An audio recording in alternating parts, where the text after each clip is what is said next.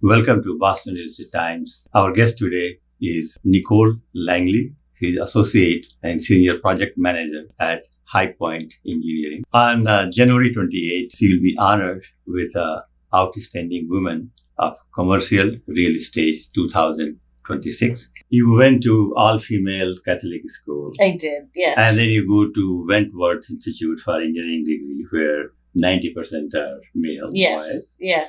And then you are a leader in the male-dominated industry, real estate and engineering. Yeah, it's changing, but yeah. It's changing, yeah, of course, still a long way to go. Yes. So tell me about your transformation. How did you feel and how did you reach where you are? I've always enjoyed math and science. Those have been my strong points. And I enjoy problem solving and puzzles. And it made sense for me to go into engineering to help solve problems that make communities better. Now, you also do mentoring and you are also very involved with crew as well, right? Right. Crew and the South Shore Chamber. South Shore Chamber, yes. So first, let's start with the crew and then come to South Shore Chamber. What is your role and what you have been doing? So crew, I'm fairly a new member of crew. I just started my second year there, and I'm a member of their design and development committee. So hoping to discuss more about changing industry standards and understanding the best ways to move forward with development.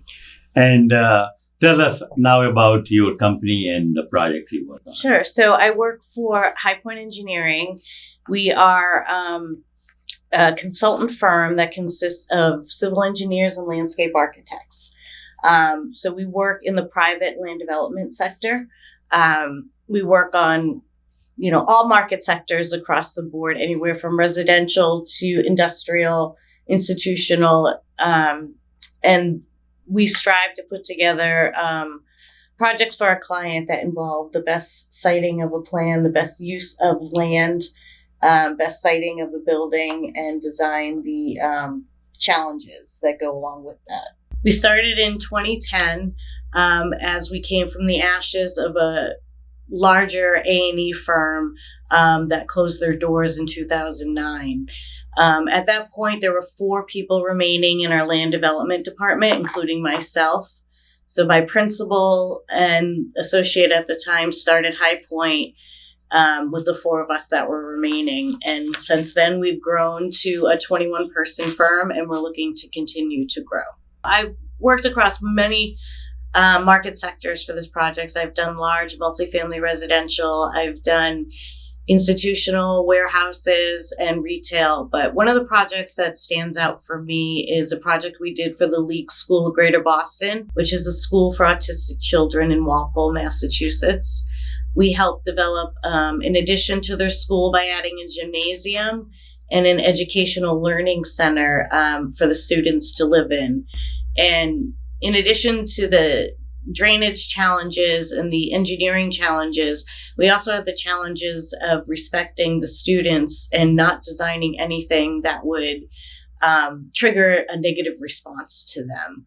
My advice to new engineers is try everything. Find where your passion is and find what you like. And after my co-op, I found a position at Cubelis in Braintree, and that's where I fell in love with land development and private land development, and my career has gone forward from there. So I think the key to leadership is good communication and clear expectations.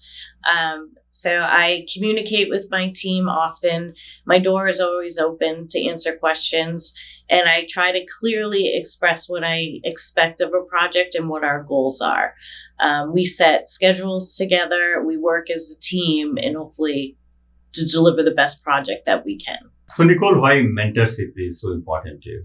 So I was lucky enough to have a few great mentors in my career, especially starting off as a young female engineer. It started with Dawn Springhetti at Cubelis and Doug Hartnett and Michael Fabiano, who I still work with today. And they helped shape me as a professional and as a person that I am today. And I would love the opportunity to share that with new young engineers and help them bloom into professionals. So I've been a member of the South Shore Chamber of Commerce for about 15 years. I've kind of worked my way through that organization, starting volunteering to chair some of their committees.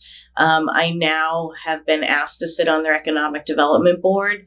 I grew up on the South Shore, so it's important to me to know about the future of the South Shore and how it's going to maintain its livelihood, expand its livelihood, and grow. And I hope to be a part of that to help develop the good community spaces on the South Shore.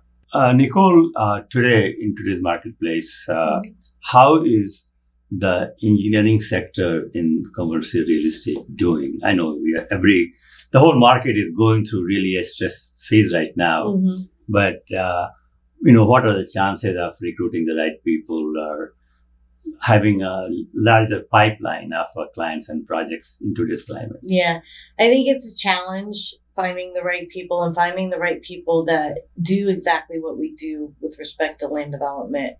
What we're finding success in is I started a co-op program in our office where we've recruited students from Wentworth, UMass Dartmouth, and I actually have a student starting in the summer from the University of Texas.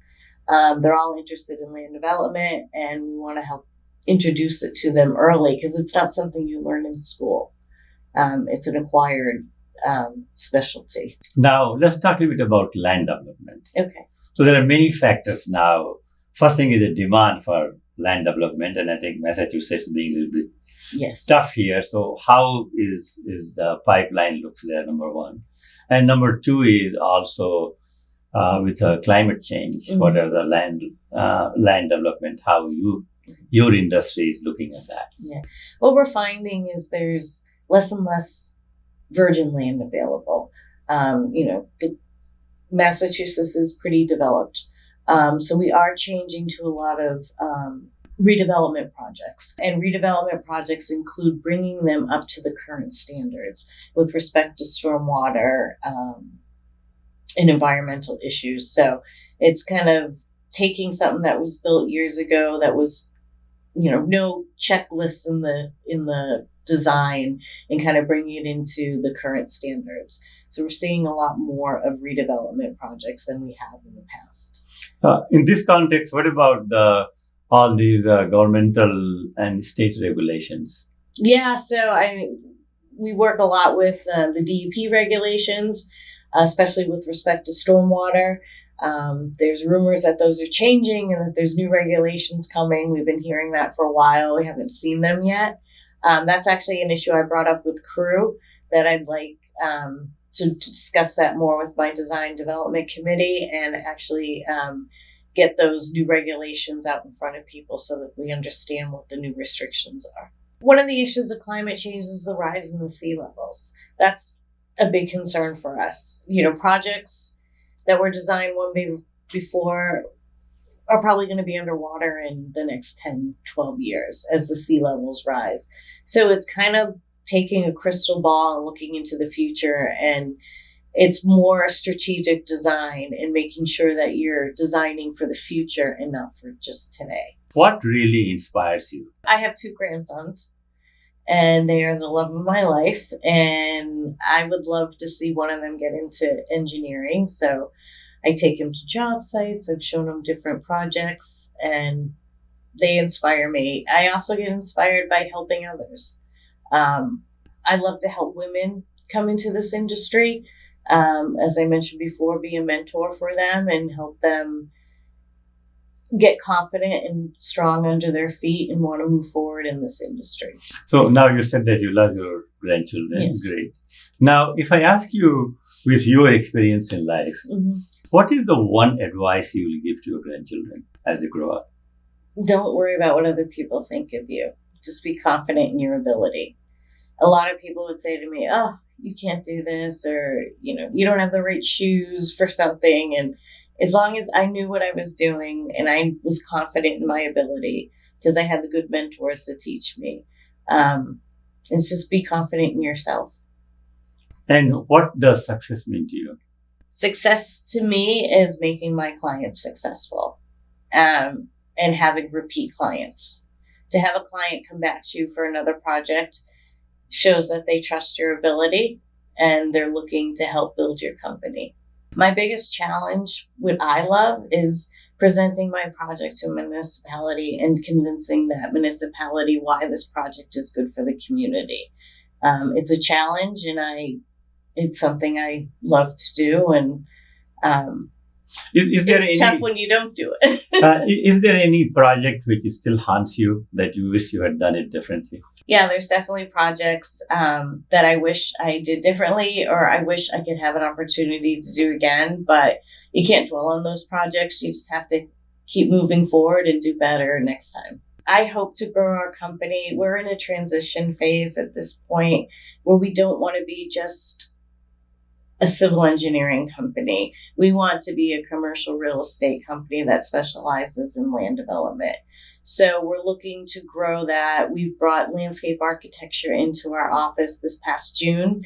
And it's a great fit, and it's a no-brainer how they go hand in hand. Other opportunities we're looking at is potential survey, bringing in environmental. There's other options that we can grow. We want to be a trusted firm that you can go to for any land development solution. When you are not working, what do you do for fun or joy? So when I'm not working, I love to go to nice restaurants with my husband. I have 6 women that I've been friends with, all from my female Catholic high school days. And we tend to go away every month or so. And we get together, and they're very important to me, and a good support system. And I love to spend time with my grandsons. They usually stay over every other week, and we have some fun with them. I have a new house that I'm working on, so a lot of home development projects as well. So I also enjoy putting together the adult Legos that they have now. So my living room is filled with flower Legos and automobiles for my husband, and little landscapes that I put together. So it's just part of building and creating more puzzles. Again, I enjoy puzzles and I enjoy problem solving. My husband and I are also into antique cars. So we have a 71 Nova that he's working on, and a new 2004 anniversary edition Mustang. So those are 2 new projects that we're hoping to bring to some car shows in the spring. Now, what about reading or books? Do you read? I love to read. Yeah. So what are some of your favorite books? What do you have read lately? So I am a true crime junkie, and I also love mystery books, and I also love horror. I'm a big horror movie person. So right now I am reading, it's called The Butcher and the Wren. It's a book by a local podcaster. It's actually the second time I'm reading it because she just came out with a sequel. I also have a book called The Perfect Marriage, which is about a husband who had an affair, and his mistress ended up murdered, and now his wife has to defend him because she was an attorney. So this is a very important question you raised, because these days when I go to friends, at least in my age, everybody asks me, what about marriage? Is this institution going to stay there?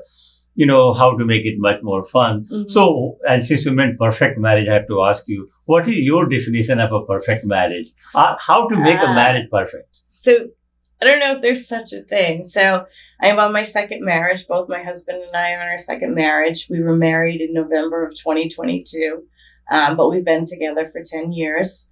And we're just honest with each other. We tell each other everything, and respect is the biggest thing, and we trust each other. So he's not honesty, honesty, respect, trust, and trust. Yes, absolutely. They are the 3 ingredients of a perfect marriage. Yeah, are almost perfect. Almost perfect. Yeah. And then Nichole, thank you so much. Thank you Nichole. so much. And we are looking forward to seeing you on January 28th. Yes, I am too.